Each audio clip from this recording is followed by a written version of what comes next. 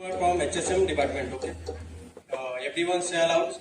भारत माता की जय। भारत माता की जय। जय सुरक्षा। जय सुरक्षा। इस महान लोक पुरुष सरदार वल्लभ भाई पटेल की कर्मभूमि से मुझे कुछ बोलने का अवसर प्राप्त हुआ है, तो इसके लिए मैं अपने डिपार्टमेंट का आभार व्यक्त करता हूँ। मेरा जो टॉपिक है वो crane lifting tools and tackle है।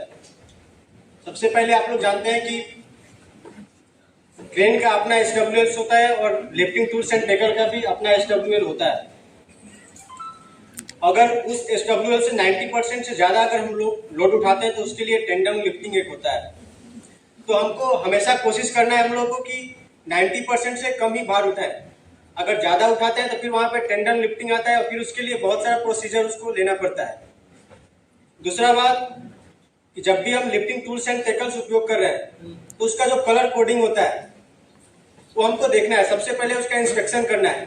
जो भी lifting tools and tackles and जो भी क्रेन है उसका ड्यू डेट क्या है, वो जो अपना बेल्ट है वो कैसा है, वो सबका एक बार इंस्पेक्शन करना है। फिर अपने को काम को चालू करना है। फिर अपना आता है वहां पे इशारा कि एक व्यक्ति ही इशारा दे क्रेन ऑपरेटर को, क्योंकि अगर दो व्यक्ति अगर इशारा देगा तो वहां पे इंसिडेंट हो सकता है। तो इसलिए वहां पे एक ही रिगर होना चाहिए जो कि सही इशारा दे किधर लेना है, और इशारा उसको मालूम होना चाहिए जो अपना स्पेसिफाइड इशारा जो है। दूसरा बात कि जब भी क्रेन लोडेड जाता है तो हमेशा हुटर बजाते हुए उठाना है। फिर रखने से पहले एक बार हुटर बजाना है। उससे क्या होगा कि अगर आसपास कोई व्यक्ति होगा तो दूर हट जाएगा। और कभी भी जब लोडेड सस्पेंडेड लोड को ले जाना है तो उस वक्त अपने को कोशिश करना है कि जो गैंगवे अपना जो जाने का रास्ता होता है उससे दूर हटकर वो फिर अपने आप को ले जाए।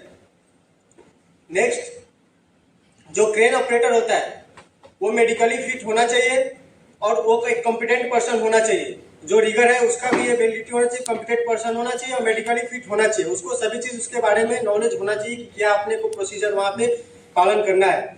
नेक्स्ट, कि जो भी मटेरियल हम उठाते हैं तो उसके बारे में भी उसको जानकारी होना चाहिए कि ये मटेरियल का लोड, इसका कैपेसिटी कितना है। अगर कैपेसिटी हमको मालूम नहीं है और हम वहां पे सीलिंग लेकर चले गए 10 टन का और जो हमारा लोडेड जो मटेरियल उठाना है वो 15 टन का है और उसको इसके बारे में जानकारी नहीं है कि किससे किसको उठा सकते हैं, तो फिर वहां पे इंसिडेंट हो सकती है। तो इसलिए अपने को ये सब बातें जानकारी पहले से होना चाहिए। चलिए, धन्यवाद।